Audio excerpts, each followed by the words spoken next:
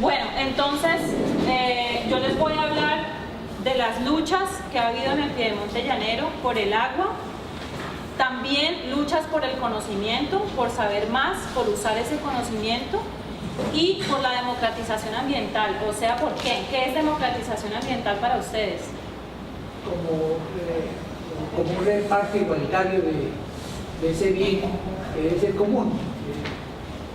¿Y democratización? Pues igualdad. Más que reparto es como la posibilidad del acceso de todas las personas a ese medio ambiente. Más que todo, más que al medio ambiente, es a participar, a tomar parte en las decisiones, a que se escuche, se le escuche a la ciudadanía y esas voces tengan poder de decisión, ¿ya? Entonces son esas luchas de poder participar y decidir.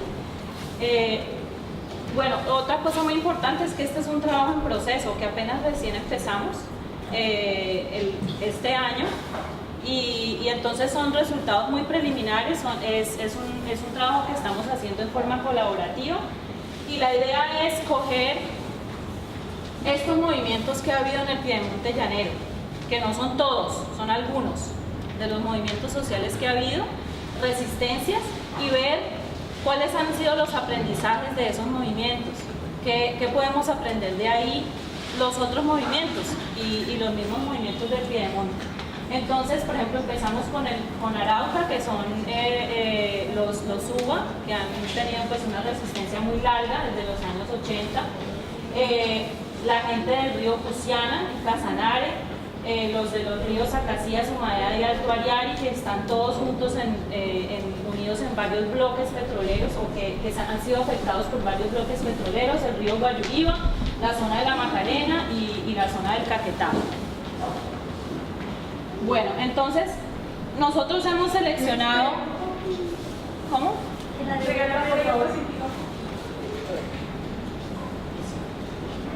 Hemos seleccionado, pero esto yo se los voy a pasar, o sea que... Ay, perdón. Entonces, hemos seleccionado 4 casos. Digamos que 3 de los casos los seleccionamos porque fueron casos, entre comillas, exitosos, porque lograron parar los proyectos antes de que empezaran. Y otro, el del río Humadea, del APSPO09, que ese no se logró parar, ese se licenció y arrancó, entonces ha sido un proceso diferente, pero todos con unas lecciones muy importantes para los movimientos sociales. Entonces, vamos a empezar con el del río Cusiana, que fue un proyecto de sísmica 3D, que pues era de la empresa Ecopetrol para Tauramena y otros 6 municipios sobre un área de 40.000 hectáreas. Entonces, este fue un caso, yo no sé si ustedes lo conocen, que pues fue bloqueado muy a tiempo con una consulta popular que se realizó en Tauramena, porque Tauramena tenía más del 60% del área, o sea, más del 60% de estas 40.000 hectáreas correspondían al municipio de Tauramena, entonces ellos lideraron la iniciativa.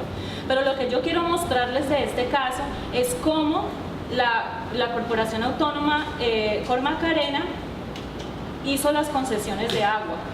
Eso es lo que yo quiero mostrarles aquí porque es muy, bueno, exacto, es muy grave. Bueno, entonces, fíjense que, primero que todo, estas son las quebradas y los caños sobre las cuales Ecopetrol estaba pidiendo una concesión. Entonces, lo que hacen las empresas o lo que les exige la licencia ambiental es que la empresa misma haga unos aforos o unas estimaciones de los caudales de esas quebradas o de esas fuentes hídricas de donde van a sacar el agua y que se les va a concesionar. Entonces, aquí lo que vemos es que Ecopetrol, en la información que le pasó a Cormacarena, presenta una información sobre los caudales de estos caños y estas quebradas de las que va a sacar el agua, y en esa primera columna donde dice Ecopetrol noviembre-diciembre, pues aparecen los caudales que tomó Ecopetrol un día entre noviembre y diciembre del 2009, o sea, se tomó un aforo único para cada quebrada. Y Corporinoquía, esto no es por Macarena, perdón, era Corporinoquía, va y en su obligación de autoridad ambiental tiene que ir a corroborar que esa información sea verídica, que sea buena. Entonces va y ellos, noviembre, diciembre corresponde a época de ¿qué? De lluvias. Corporinoquía va en febrero, que corresponde a ¿qué? Sequía. A sequía. Entonces, pues vemos obvias diferencias y vemos que Corporinoquía solamente toma caudales sobre algunas de las fuentes y que no tenemos ni idea de cuáles son los caudales mínimos. O sea, no sabemos en realidad cuál es la situación, digamos, más crítica de estas quebradas y de estos ríos en las épocas más secas. Bueno, digamos que ojalá nos pasaran la información así, ¿no? Pero resulta que la información la pasan es así. O sea que a uno le toca ponerse en el trabajo de hacer el cuadrito, porque si no, pues, o sea, ¿quién se pone a leer eso? O sea, nadie lo entiende. Sí, no, o sea, eso no es para que alguien lo lea, eso es simplemente para qué. Confundir. Para decir concesión otorgada, porque ahí no hay, o sea, no hay cómo analizar esa información. Y lo chistoso es que, digamos, dentro de esta es la resolución, creo que se llama, de Corporinoquía, donde ellos otorgan la concesión y dicen que con los volúmenes de agua que está pidiendo Ecopetrol, los caudales quedan, después de sacar el agua que piden, quedan en el 99 y pico por ciento, o sea que el caudal no representa riesgo de alteración sobre la capacidad de oferta de la fuente para todos, o sea que no hay ningún problema y entonces rápidamente se otorga la concesión. Lo curioso es que cuando la comunidad de Tauramena se movilizó, ellos no tenían ni idea de esto, porque nadie se había puesto a leer el detalle de la concesión, sino que ellos, ¿qué tenían? Ellos lo que tenían era la experiencia de Yopal, que Yopal desde el año 94 que habían hecho sísmica en la reserva La Tablona, que era la fuente de agua de donde ellos extraían su agua, pues se había secado a raíz de la sísmica que habían hecho desde el año 94. Entonces, pues la fuente de agua se profundizó. Yopal, ustedes deben saber que es un municipio que depende totalmente del abastecimiento externo, o sea, ellos se suplen de aguas, de carros cisternas que deben pagar pues para que les lleven. Y pues con base en esa experiencia del municipio de Yopal, Tauramena convoca a una consulta popular que se ganó en diciembre del 93 con el 96% de los votos, negándose oponiéndose a la sísmica Odisea 3D. ¿Ya? Entonces ese pues lo vemos como un caso exitoso porque logró pararse un proyecto antes de que se iniciara. Bueno, seguimos con este caso del río Guayurío. María Elena me ayuda ahí si yo tengo vacíos. Este caso era también para exploración, pero ya no con sísmica, sino con pozos exploratorios sobre 17.000 hectáreas en 13 veredas de Acacías y 2 de Villavicencio. Entonces, pues aquí ya se había realizado la sísmica, porque la sísmica, ustedes saben, desde el año 2010 no requiere licencia. Entonces, pues ellos ya entre el 2011 y el 2013 habían realizado 1.900 perforaciones y explotaciones pues, de sísmica. En julio del 2011 la empresa Montex solicitó la licencia para 13 pozos exploratorios y en enero del 2013 el alcalde de Villavicencio y 557 ciudadanos solicitaron una audiencia pública. Bueno, luego pues se realizó la audiencia pública con más de 220 expositores, más de 1000 personas en la audiencia que duró 10 horas. Y a partir de esta audiencia, pues digamos se intensificaron las protestas porque claro la gente se movilizó en junio del 2013 la ANLA niega la licencia a este proyecto. En agosto del 2013 la empresa hizo un recurso de reposición y en agosto del 2014 del año la ANLA confirmó la negación de la licencia. Bueno, ¿qué es lo interesante de este caso? O sea, uno ve esta información así, de esta manera, y uno se imagina que fue la movilización social la que hizo esto. Y sí, o sea, fue gracias a esto. Pero ¿cuál fue, digamos, la razón o la excusa que usó, la justificación que usó la ANLA para negar la licencia? No fue que la gente en la audiencia pública presentó suficientes razones, sino, o sea, a pesar de que la presión fue tan fuerte, lo que ellos usaron para basar la decisión fue el plan de ordenamiento de la cuenca del río Blanco Negro Guayuriba, ¿no? Que es la cuenca grande del Blanco Negro Guayuriba, o sea, 3 ríos, que en resumen, para resumirles esto, ese plan de ordenamiento dice que solamente el 0.2% del área exploratoria podía ser intervenida por el proyecto, porque las demás áreas de esa cuenca, por zonificación ambiental, eran áreas para protección, para conservación, preservación, restauración, con sus usos correspondientes. O sea que allí, ya por un ejercicio de 6 organizaciones que hicieron un ejercicio muy largo de planeación, un ejercicio participativo de planeación territorial, ya habían decidido que esa área no se iba a tocar. Entonces, con ese instrumento fue, digamos, fácil para la ANLA, con la presión social, poder decir esa licencia no va. Bueno, pasamos al caso más duro, o sea, es un caso súper difícil de analizar. Lo que hemos estado haciendo con María Elena es tratar de reconstruir la cronología de este caso, porque es un caso muy complejo, porque es un caso que se aprobó, es una licencia que se aprobó. Entonces, ¿qué es lo que hemos estado tratando de hacer? Estamos cogiendo todas las resoluciones, todas las normas que han ido saliendo de la ANLA y analizándolas en forma paralela con otras resoluciones y leyes nacionales generales que han ido saliendo para ver cómo ese andamiaje legal se construye de tal manera que se facilite la aprobación de estas licencias, su modificación y la ejecución pues, de los proyectos. Yo me voy a enfocar, o nos estamos enfocando, digamos, en esta parte del análisis, como estas licencias son tan complejas y tienen tanta minucia, lo que estamos tratando de hacer es enfocándonos solamente en la parte que tiene que ver con agua y, digamos, agua y vertimientos, pero más que todo en la parte de concesiones, la parte de las licencias de agua.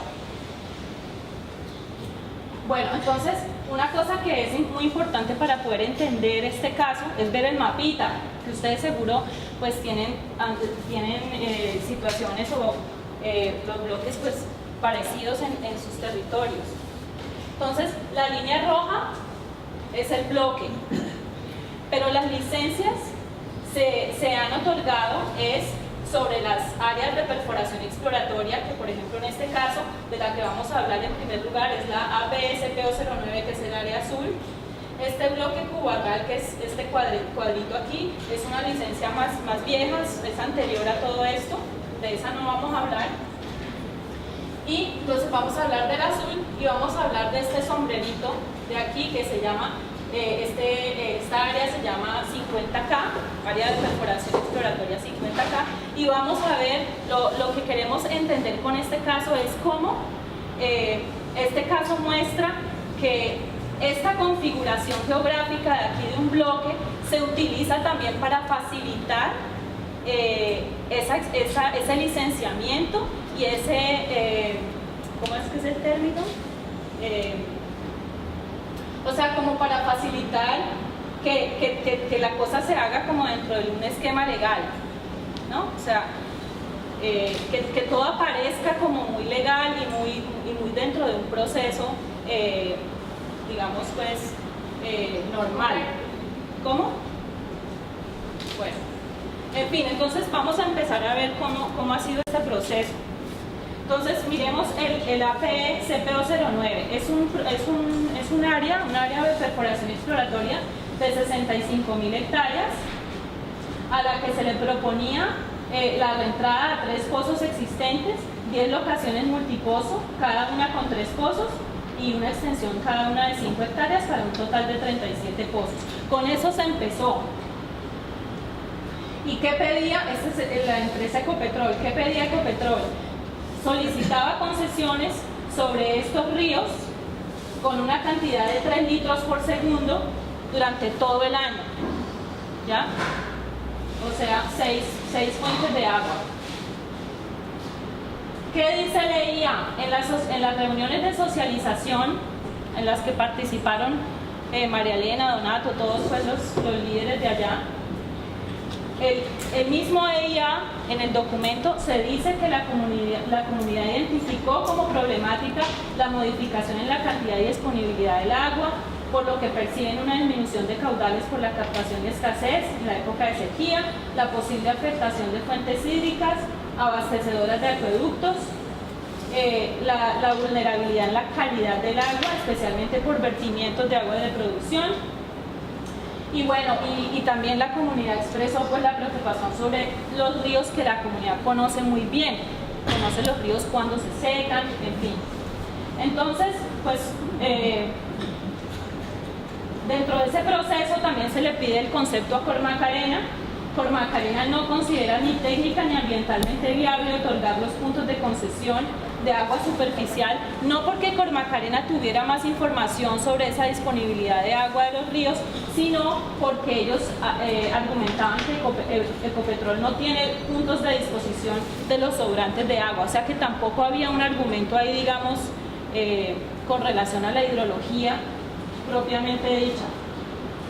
Y con la información disponible que presenta Ecopetrol, que ahorita vamos a ver cómo es, se les otorga, la ANLA resolvió otorgarle a Ecopetrol un caudal de 3 litros por segundo solamente sobre el río Ariari. Fíjense, ellos habían pedido 3 litros sobre cada uno de 6 ríos y solamente les dieron concesión sobre un río y solamente 3 litros por segundo. Entonces ahí uno ve que hubo como una consideración de todas esas preocupaciones que tenía la sociedad, la comunidad. Bueno, entonces eso es lo que yo les digo que estamos construyendo con María Elena y con los demás, es esta cronología. Entonces aquí lo que hemos tratado es de ver desde el año 2012, que fue que se aprobó esta licencia. Aquí aparece la licencia otorgada. En mayo se otorgó la licencia. Inmediatamente la comunidad, en este lado hemos puesto las movilizaciones sociales, acá hemos puesto los bloqueos institucionales o digamos las normas legales que facilitan pues el licenciamiento ambiental. Entonces aquí tenemos la licencia ambiental, los recursos de reposición que pone la comunidad y la resolución que sale enseguida de la ANLA diciendo que se ajustan las medidas de protección respecto a los cuerpos de agua, porque la comunidad pedía que se hiciera un inventario del 100% de los cuerpos de agua a 200 metros de cada una de las locaciones. Entonces eso se incluyó.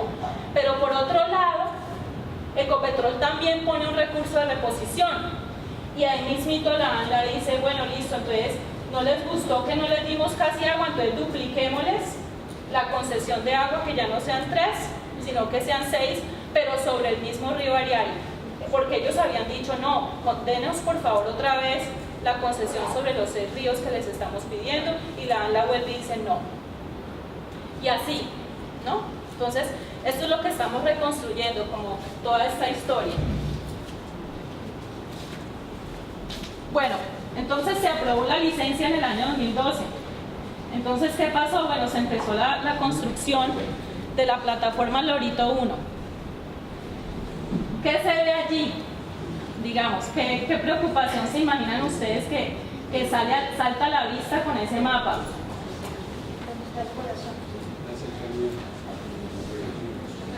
Exactamente, la cercanía al río. Miren dónde está el río. Entonces, a raíz de esa cercanía del río y de la preocupación de la comunidad con relación a la cercanía de la plataforma al río, esto pues no se ve, pues lo vamos a poner más bonito después, la comunidad pone una acción de tutela, porque la bocatoma del acueducto está por debajo de esa plataforma, entonces ponen una acción de tutela. ¿En distancia cuánto es? Vamos a ver, ese es el tema de las distancias. Este es un chico adelantado. Sí, adelantado. Bueno, entonces ponen la acción de tutela y, bueno, ¿ustedes qué dicen? ¿Eso es un río o un caño? ¿Qué es? Un río.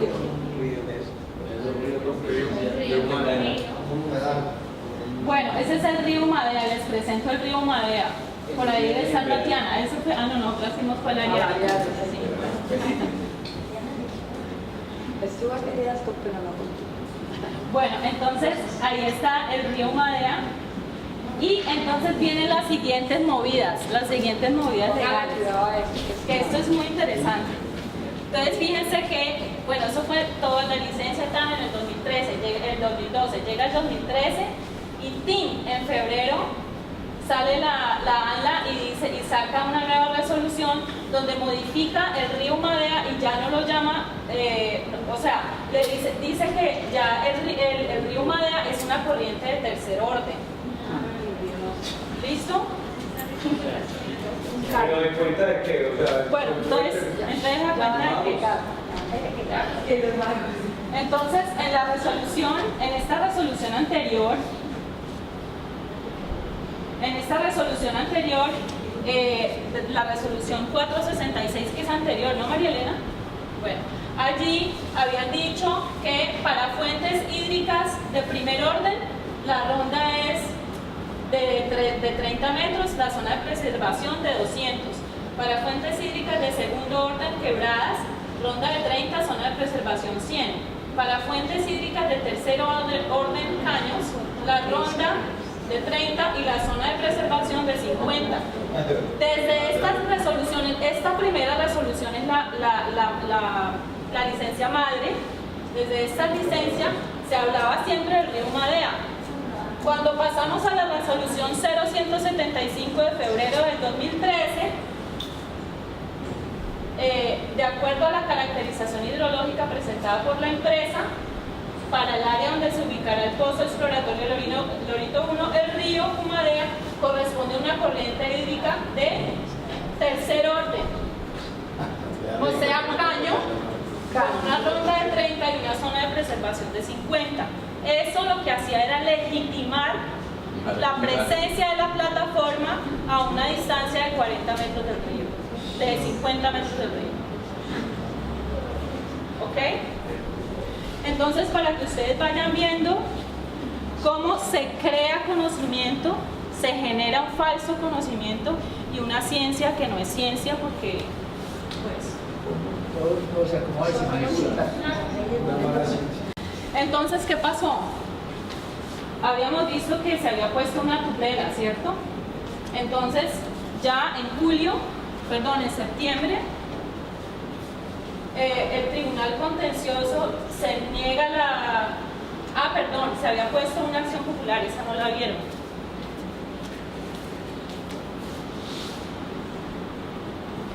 Ahí está, fíjense, después de que el río Humadea se volvió caño, la comunidad Corpo Humadea puso una acción popular. Porque mientras tanto, ellos habían puesto al principio, yo les había dicho acá, se había puesto una tutela, ¿cierto? Desde el año 2012, finales del 2012 se había puesto una tutela. La tutela fue fallada 2 veces en primera y segunda instancia negativa, o sea, se les negó la tutela. Entonces se puso la acción popular después de que el río se volvió caño. y ya en el 2013, en septiembre del 2013, se declaró, el Tribunal Contencioso del Meta declara la cesación inmediata de actividades de la plataforma en cumplimiento a la acción popular, y enseguida la Corte Constitucional revoca la sentencia de segunda instancia y ordena la suspensión de actividades del Lorito 1. O sea, la plataforma hubo que cerrarla, pararla por ahora. Exactamente, por ahora. Bueno, ¿qué otra historia muy interesante hay en este caso? Para que vean el poder de la movilización y del conocimiento de la gente y el empoderamiento de la gente.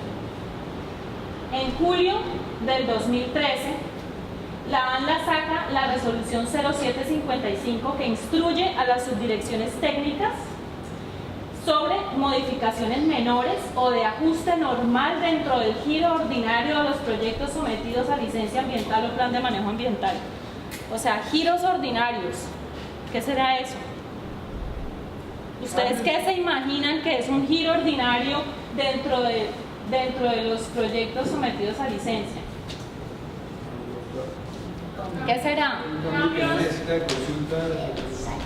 ¿Cómo? Un cambio que no necesita de consulta a la comunidad. Exactamente, de eso se trata, un cambio que no necesita ser consultado con la ANLA, que no necesita, que es tan trivial, tan sencillo, tan inocuo, que no hay que consultarle a las comunidades, que no toca ni siquiera consultarle a la dirección de la ANLA, sino que las oficinas de ¿cómo dicen ahí? Las subdirecciones pueden tomar las decisiones. Bueno, entonces miremos, ¿perdón?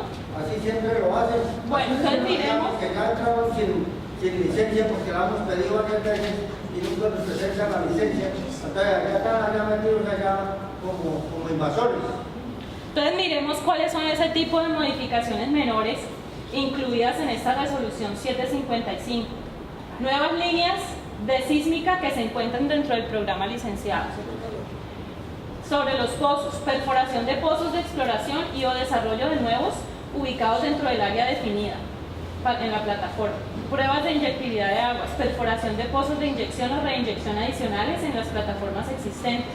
Implementación de sistemas para ahorro y uso eficiente del agua, habilitar pozos de inyección que resulten productores de hidrocarburos, el uso de pozos secos para la inyección de aguas de producción en el mismo yacimiento y así, porque solamente tomé algunos de esos que que no son triviales, o sea, no son giros ordinarios, o puede que sean giros ordinarios dentro del proceso de producción, porque son pozos, digamos, hay algunos que están pasando de ser pozos, ¿qué?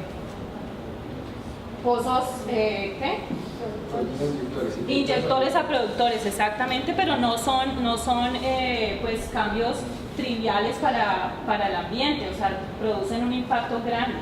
Entonces, no tengo la fecha, Marilena, tenemos que revisar eso, pero de todas maneras la comunidad demandó esta resolución y el Consejo de Estado suspendió provisionalmente la resolución sobre modificaciones menores en enero del 2015 a raíz de la demanda que hizo la comunidad María Elena con todos los demás terceros intervinientes. Me pregunto un segundo. Dale, María Elena. Esta resolución 755 del 2013 es muy importante para todos, pero demasiado importante porque unas personas no recuerdo el departamento, demandaron esa resolución 755 del 2013, que son las modificaciones menores que le hacen a los proyectos petroleros, mineros o hidroeléctricos, en donde les dicen, miren señores multinacionales, si ustedes quieren que les exhortemos o que les demos lo que habíamos quitado en otras licencias, pues lo pueden tomar a través de esas modificaciones menores. Entonces no sabemos cuántos proyectos de Colombia, cuántas licencias de Colombia fueron modificadas como esta, con esa resolución desde el 2013 hasta abril del 2016, porque ya en estos momentos, en abril del 2016, la resolución 755 fue totalmente anulada por la... ¿Por qué? Fue confirmada la decisión. Entonces, si llegó a suceder, por decir, ustedes tienen un proyecto allí en Lebrija, y en Lebrija les habían autorizado 10 pozos, pero mediante modificaciones menores les autorizaron actividades de giro mayor, pues esto es demandable porque esas facultades no las podía tomar el ANLA porque eran propias del Ministerio de Medio Ambiente. Entonces es importante que revisen todas esas licencias, qué modificaciones le hicieron desde a todas las comunidades, que no se la den a todas, pero se la tienen que dar al presidente. Pero seguro que no las han solicitado mediante un derecho de petición y se las tienen que dar. Una cosa, lo que pasa es que allá el proyecto de la empresa Pares Resort, que es el campo Aguas Blancas, lo están manejando con la licencia 1200, que es la licencia. Lo que sí yo sé que está en modificación es el plan de manejo ambiental, y no ha sido ni aprobado ni para ni de sí ni no. O sea, ese plan de manejo ambiental, ahí es donde nosotros discutíamos en el Cabildo Abierto cómo es posible que se le permita a una empresa canadiense que venga a hacer este tipo de cosas con Ecopetrol ahí, o sea, este tipo de chanchullos, cuando el plan de manejo ambiental está en proceso de modificación. Entonces, cuando sea aprobada la modificación trae ciertas cosas. ¿Qué dice la modificación? Que si necesitan hacer una carretera por encima de un cementerio, o por una escuela, entonces a 0 metros ellos lo pueden hacer. La modificación viene con esos ítems, que quitan de 100 metros a 46 metros los pozos, los machines, donde colocan los machines, las plataformas, lo pueden hacer. O sea, ahorita está a 100 metros de las viviendas y de ciertos lugares, entonces la modificación dice que lo pueden hacer a 46 metros, pero esa modificación no ha sido resuelta ni para sí ni para no. Más sin embargo, la empresa que supuestamente hizo el contrato con Ecopetrol sí empezó a operar. No. Ahí están violando totalmente la norma. Ellos no pueden mover un dedo hasta tanto la ANLA no les haya sacado una resolución autorizando la modificación de esas actividades. O sea, están violando la normatividad, están violando el plan de manejo ambiental vigente.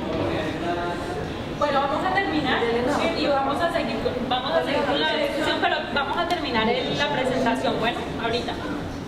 Entonces, pero fíjense lo importante aquí, una cosa importante es que miren los cuadritos sin leerlos, pero miren la cantidad de cosas, de acciones que hay aquí en los dos lados. O sea, por eso es que a mí me gusta, me ha fascinado tanto este caso, porque es de una riqueza del accionar comunitario y de la reacción de la comunidad, pues muy grande, porque la gente se ha movilizado mucho y pues eso, digamos, que es parte de ese aprendizaje que queremos sacar. Bueno, entonces, pero sigamos. Entonces, ¿cuál fue la siguiente? ¿Se acuerdan del mapa primero? De este mapa. Ese sombrerito moradito que se ve ahí, esa es la zona 50K. Entonces, fíjense que Ecopetrol, dentro de la APSP09, la raya azul, dentro de ese polígono azul, ellos decidieron, bueno, vamos a construir otro polígono y vamos a meterle con todo ese polígono. Entonces, a veces lo llaman 50K, que tiene estas características. Es un área mucho más pequeña. La área grande eran 65.000 hectáreas, estas son casi 6.000. El máximo de pozos a perforar será de 15 en cada locación. Teníamos ¿cuántos en la otra? Teníamos 3 y ahorita pasamos a 15 pozos en cada locación, sin sobrepasar un número total de 468 en un área mucho más pequeña. Acuérdense que teníamos solamente 37 en 65.000 hectáreas y aquí tenemos 6.000 hectáreas y son 468 pozos. Entonces, eso es lo que es de visibilizar aquí, cómo dentro de una misma área exploratoria se usan diferentes estrategias de licenciamiento. Cecilita, pero también ese proyecto tuvo audiencia pública ambiental y ellos pedían 1.050 pozos y logramos bajarlos a 468 pozos. Entonces mire que la comunidad unida logra lo que quiere. Sí, bueno. Entonces, ¿de qué se trata esta área? Aproximadamente el 50% de los pozos productores perforados serán convertidos en pozos de inyección o reinyección. Se va a hacer recobro secundario, inyección de agua asociada a la producción de hidrocarburos en una formación denominada zona de interés para mantener la presión de los pozos. ¿Qué dice Cormacarena? Cormacarena dice, un momentico, porque es que esa información que está pasando está desactualizada, no tienen todas las fuentes de agua. Además, el método que usaron para calcular los caudales de las fuentes que están pidiendo es un método pues que ni siquiera está usando información primaria, sino que se está basando en un método de cálculo aplicando correlaciones de transposición de caudales, que uno sabe en la hidrología que eso es un método pues muy inexacto para estimar caudales si no tiene información primaria. Entonces, Cormacarena recomienda que se le otorgue las concesiones sobre los ríos Guayuriba en cualquier época del año y a Casillas solamente en el periodo de lluvias. Aquí hay una cosa muy importante que discutíamos anoche con María Elena, es que dentro del área grande, fíjense que dentro del área grande ellos pedían 6 ríos, pedían concesiones sobre 6 ríos en esta área sur. Le dieron solamente concesión sobre 1. Cuando se vienen al área pequeña, piden concesión sobre 2 ríos, que son el Humadea y el Acacías. Guayuriba y Acacías. Guayuriba y Acacías. Y les dan la concesión sobre los 2 ríos por un valor mucho mayor. Entonces, ¿cuál es la estrategia ahí? Entramos con una licencia ambiental para un área grande, con una concesión de agua relativamente pequeña, de 3 litros por segundo. Luego se amplía a través del recurso de reposición, se amplía al doble, a 6 litros por segundo sobre la misma fuente. Y cuando se aplica por una licencia ambiental en un área más pequeña, se pasa a 2 concesiones por un valor mucho mayor. Entonces esas, digamos, son como licencias incrementales. Se tiene una licencia madre que no es muy, digamos, invasiva, y luego se pasa a otra licencia que ya es mucho más agresiva y mucho más exigente y se otorga de igual manera sin mayor información. Bueno, entonces, ¿qué información recopilaron? Ellos fueron y tomaron un caudal. Esto también es chistoso porque tomaron un caudal del río Acacías, que les dio 5.586 metros cúbicos por segundo. El río Guayuriba no lo aforaron, y luego a través de su método de transposición de información de una cuenca a otra por medio de relaciones área, precipitación, caudal, estiman que el río Acacías tiene un caudal promedio anual de 9.6 metros cúbicos por segundo. Entonces uno ve pues claramente que los ríos pues tienen unos comportamientos que son así, o sea, los ríos se comportan de una manera muy variable, pero que aquí no hay ninguna información, digamos, seria en cuanto a la hidrología de estos ríos. Y pues obviamente pues se otorgan esas 2 licencias. ¿Qué otra cosa interesante tiene este licenciamiento de la 50K? Tiene muchísimas cosas, sobre todo en el tema de vertimientos, que no vamos a tocar. Pero fíjense en una cosa que a mí me llama mucho la atención con relación a lo que dijo ayer Claudia, la mexicana, ¿no? Campero, la mexicana. Y es esto de que ¿por qué creemos estas propuestas de estrategias de uso eficiente y ahorro del agua? Es que ellos proponen, por ejemplo, cosas como estas, que vamos a generar una estrategia de desarrollo a través de la compra de agua a terceros. O sea, aquí en el Ecopetrol está pidiendo una licencia para comprar el agua de un acueducto. Ellos no mencionan cuál, ellos dicen que queremos permiso para comprar agua de un proveedor, y pensando que es posible que se creen nuevas empresas cuyo objeto social sea la venta de agua y por lo tanto puedan ser proveedores de este recurso para el proyecto. Entonces, ¿qué vemos aquí?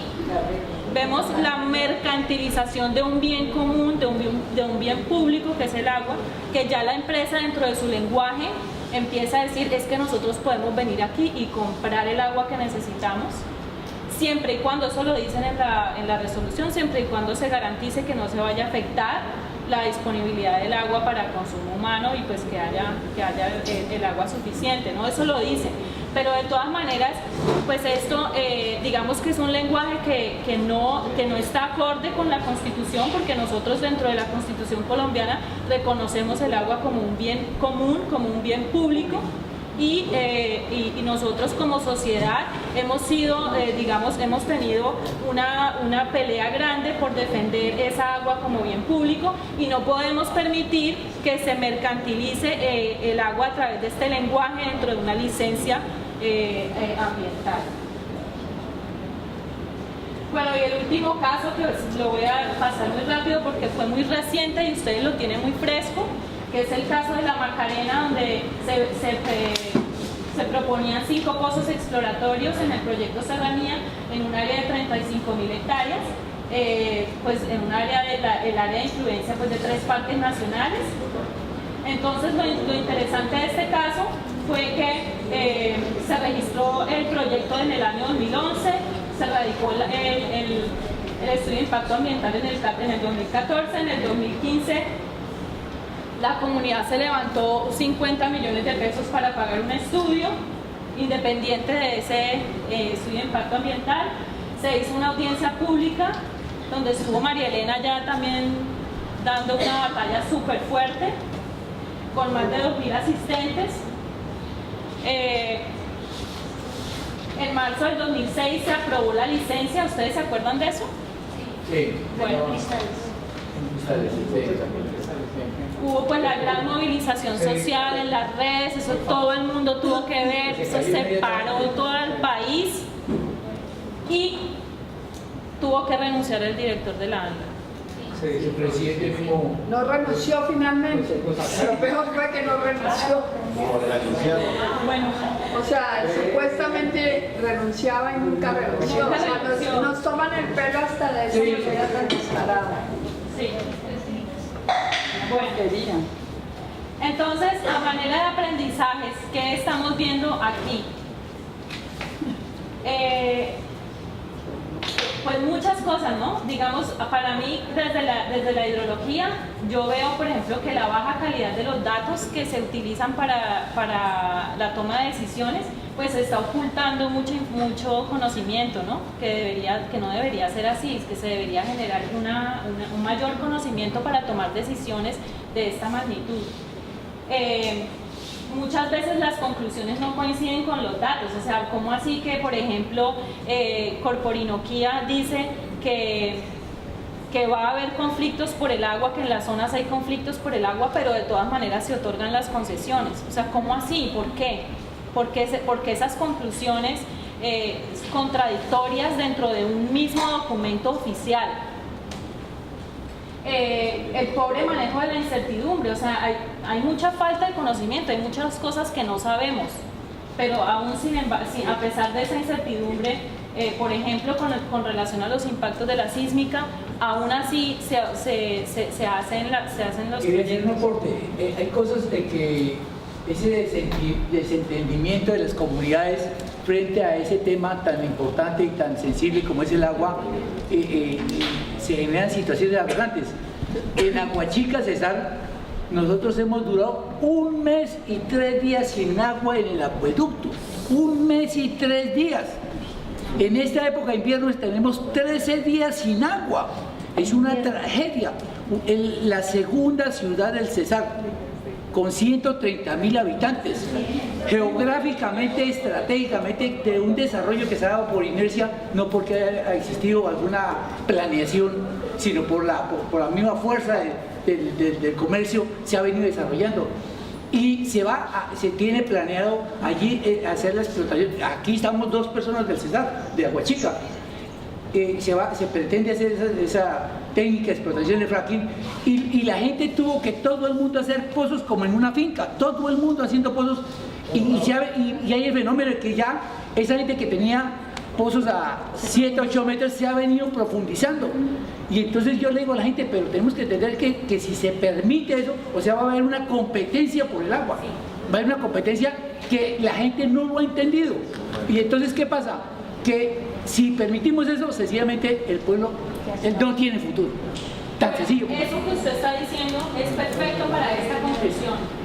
El conocimiento científico generado por las comunidades es considerado irrelevante. O sea, que ustedes, por ejemplo, en el caso de Llanos 36, de la licencia Llanos 36, durante la época de la sísmica, la gente documentó sistemáticamente los impactos que tenía la sísmica sobre las fuentes de agua, y eso lo dijeron cada una de las personas que participó en la audiencia pública de Llanos 36. La gente presentó las evidencias que tenían de todos estos impactos de la sísmica, pero esa información es anecdótica, o sea, eso no se considera científico porque es generado por las comunidades. Entonces eso hay que cuestionarlo y hay que debatirlo y hay que exigir pues que eso también sea reconocido como ciencia.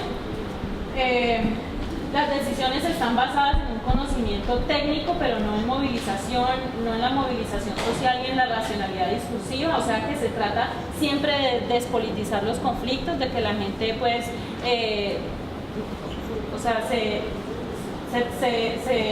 se construyan consensos alrededor de unas digamos cosas técnicas que no... Sí. O sea, el problema es que quieren que nosotros, las comunidades, hablemos el lenguaje de ellos y concertemos conforme a los datos y el conocimiento de ellos, cuando nuestra comunicación es totalmente distinta. Y la vivencia es diferente y la experiencia pues es totalmente diferente. Otra cosa muy importante de estos casos es la importancia de las audiencias públicas. Las audiencias públicas en los Llanos Orientales han producido un impacto muy fuerte. A mí no me cabe la menor duda que lo que ha ocasionado, digamos, la revocatoria de licencias y la negación de licencias ha sido esa movilización. Lo que pasa es que a la ANLA eso no lo va a reconocer, el gobierno no lo va a reconocer. Ellos necesitan el punch para decir es que fue el punch, pero en realidad es esa fuerza de toda esa gente yendo a esas audiencias y machacando ahí por 10 horas la importancia que tiene el agua. Eso así ha jugado un papel fundamental. Bueno, y otra cosa pues que lo hemos dicho aquí, lo ha dicho mucha gente, es que la prevención es mucho más efectiva. En los casos donde se ha dado la movilización antes de los proyectos, pues se ha logrado mucho más. Es muy importante el conocimiento para movilizar. En las audiencias públicas la gente aprende mucho porque se comparte mucha información. Bueno, esto ya lo dije.